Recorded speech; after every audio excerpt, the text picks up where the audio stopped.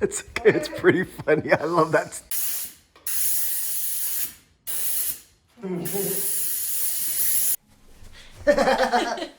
Hi friends!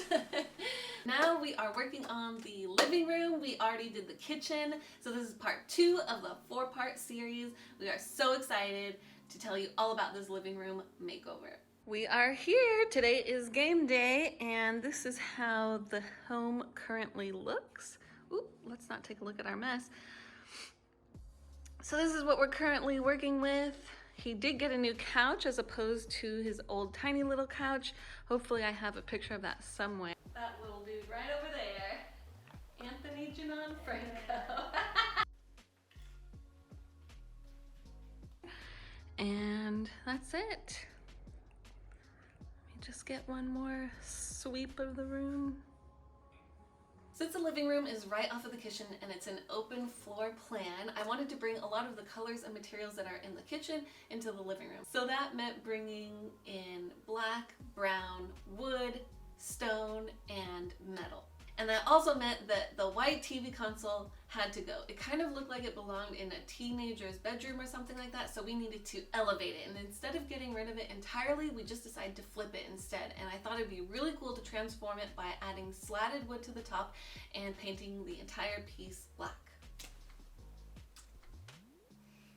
This flip was super fun because it was so easy. All we did was we took the doors off so we could spray everything black except for the feet and the handles. And then we decided what the spacing was between each of the slots on top. Then we cut it down to size to match the length of the TV console.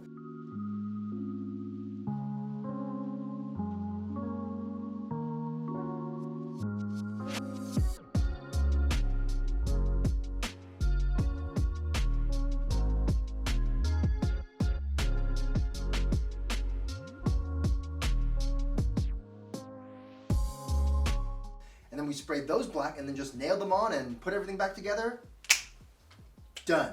Furniture flipped. Yeah, it was really nice. I mean, I didn't think the spray paint would look as good as it did, but it gave a really nice even surface.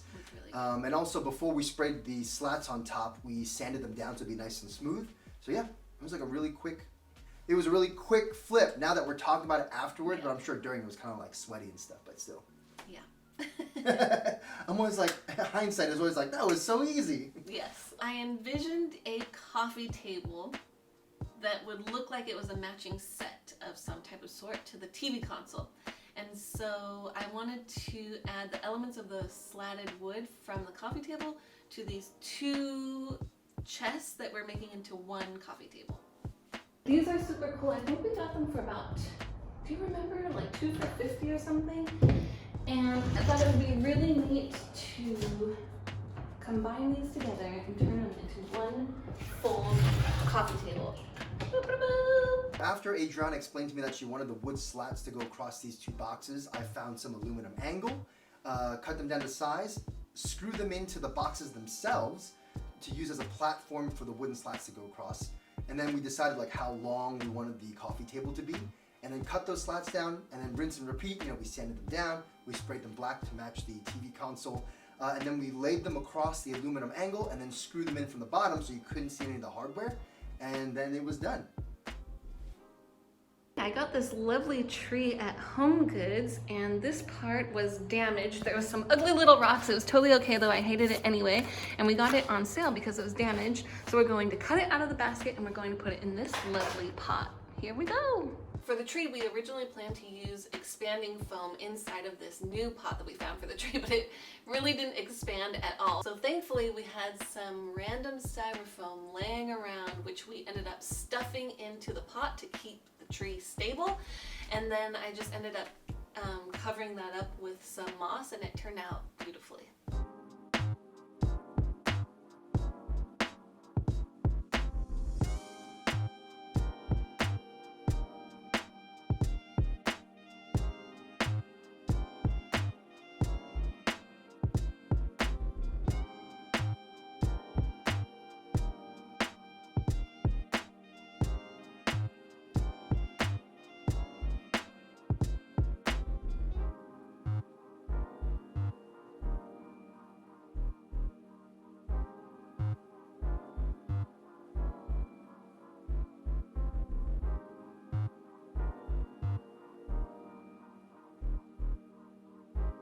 Okay, so at this point we're almost done, but my brother wanted some really big artwork to go on the wall above the couch, and he's a huge fan of Nelson Mandela, and there are these images, there's 5 images on the Nelson Mandela website that he really loved, but they're quite pricey, quite out of his price range and on the smaller side, so I decided to just hand draw and paint 3 of the images myself. I asked him, which are your 3 favorite out of the 5, and I took those images and just made them on a larger scale and put them on his wall.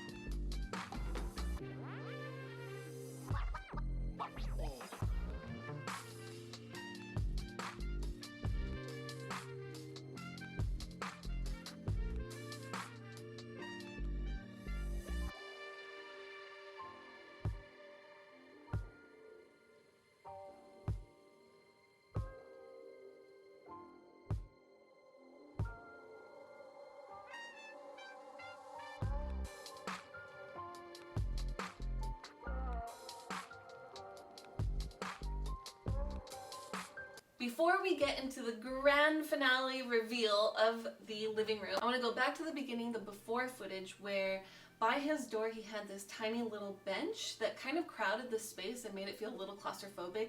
And so we just decided to move that to the opposite wall and put a mirror above it to really give his entrance some breathing space and allow it to feel more comfortable and welcoming. And you can hang your coats on it, and you can sit down there and put your shoes on and not block people from coming in and out of the house. So it was like Great perfect. Point. Yes. And we're just mentioning that now because we never filmed us putting that part together. But it's in the B-roll if you look at it. You'll see. Once we put the tree in place, it acted as a really nice natural divider between the entryway space and the living room space. That was great.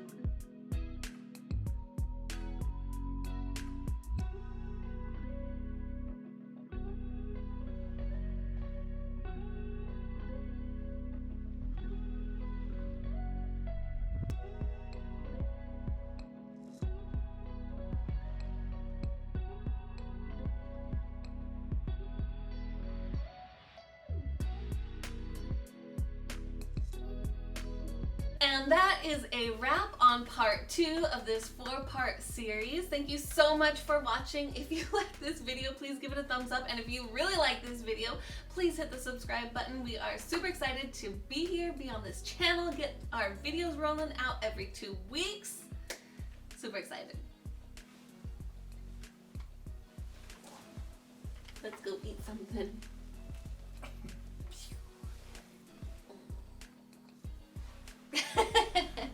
I love this little sugar bun so much. So, and the living room, so you can have a little bit of privacy between the 2 spaces. Why did I ask that as a question? Once we put the tree in place, it acted as a really nice natural divider between the entryway space and the living room space. That was great. It did? I don't know, did it?